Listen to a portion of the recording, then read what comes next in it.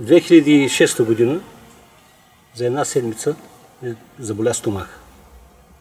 Ходи при доктор, изписаха ми там хапчета, лекарства, това, обаче не мина. На седмицата сина ме закара в Бургас. Оказа се, че трябва да ме правят операция на дебелото черво. Тумор, колкото и мрукан. Това го научавам след операцията вече. И се събудих с турбичка.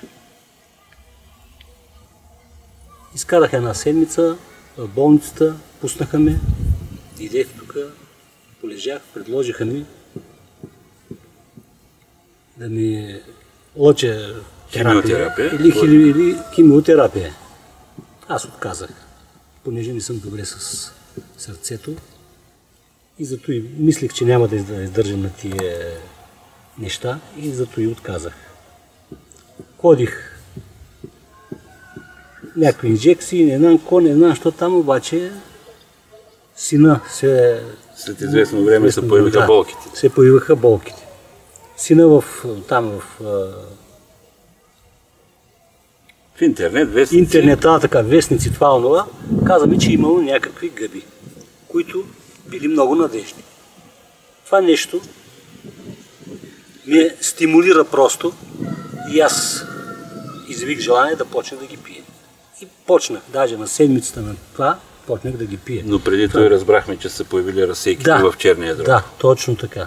Обаче аз не бях ходил бая време на това. На доктор.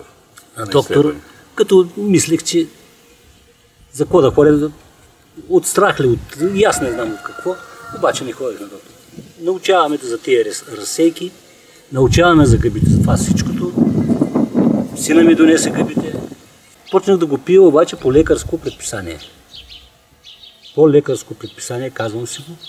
Защо? Защото при онколог, който ми ги изписва тези работи и казва кое как да пие.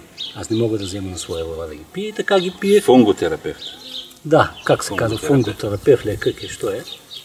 Пи ги и да знаете, че като си се почувствах малко друг човек. Не малко, ами след известно време се почувствах напълно друг човек.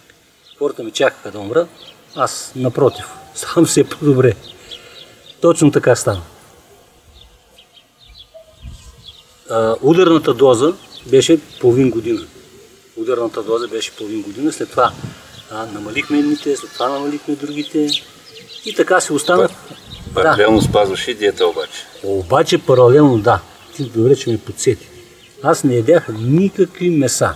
Абсолютно никакви меса. Никакви супи, хляб по една филийка ям ден, и той беше черен хляб.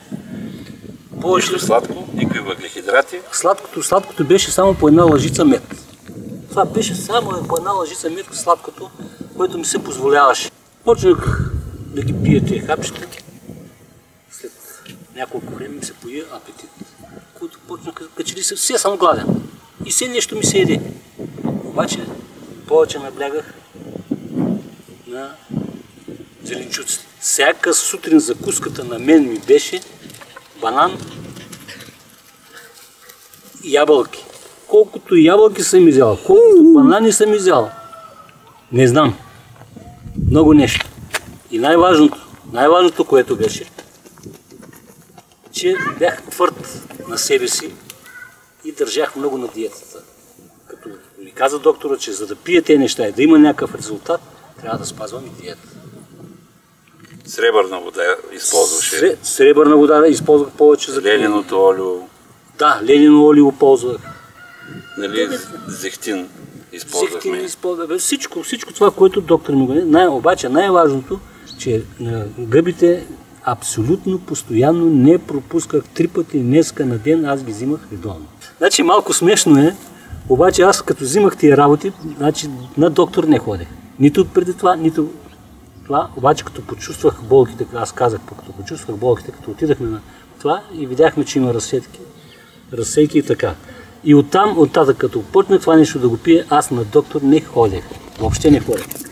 Получих една призовка, да го кажем, че трябва непременно да отида на доктор. След 3 години. Това беше след 2-3 години. Да, обадиха се от онкото. От онкото, че трябва да отида на... Предстои преглед. Предстои преглед. Безплатен, ели какво си, плащат ми пътя, не знам какво. Само, че трябва да престоя 3 дена. В болница. Да може да ми направят пълни изследвания. Какво беше изненадата на доктора, който даже кандармите бяха бая, защото аз не се съглася, защото трябваше да ми бъркат в устата за извинение, трябваше да ми бъркат там пред там. Въобще пълни изследвания, кръв, урин, не знам какво, не знам що. Скенер, ехограф, ректоскопия, гастроскопия. И къв беше... Кръвна картина. Абсолютно всичко. Да. Каква беше изненадата на доктора, когато там ме гледаха с сонда ли е, с какво е, с що е. С какво е, с що е, аз не знам. Изненадата му беше, какво си взимал, какво си пил, какво си ял, човек. Ти нямаш нито язва, нямаш нито разсейки, нямаш нищо. Чисто, всичко ти е чисто. Аз почнах да казвам на него, доктор, така, стана 2-3 години взимам, ели какви си гъби, ели какво си. Той просто се седи и се чуди, как може такова нещо да изчезне, това нещо. И така, поседях 3 дена, направиха ми пълните изследвания, дойдох си като нов човек. И най-важното, което беше, че се успокоих. Като ми казаха, че нямам се, като ми казаха, че нямам това, че нямам друго, че нямам, просто се успокоих. В момента пие 2 вида гъби, които пък ми отварят пък хептен апетит. После това все съм гладен. 3-4 пъти на ден ям и пак съм гладен. Разбира се, диета почти не я спазвам. Сега понеже има плодове, зеленчуци, ям всичко свободно. Няма никаква диета, вече не пазя. Разбира се, наблягам пак на плодовете, не наблягам. Аз отвикнах и от месата, да се каже честното, което е. И наблягам повече на плодовете и зеленчуците. Сега пък има зеленчуци колкото искаш. И се чувствам много добре.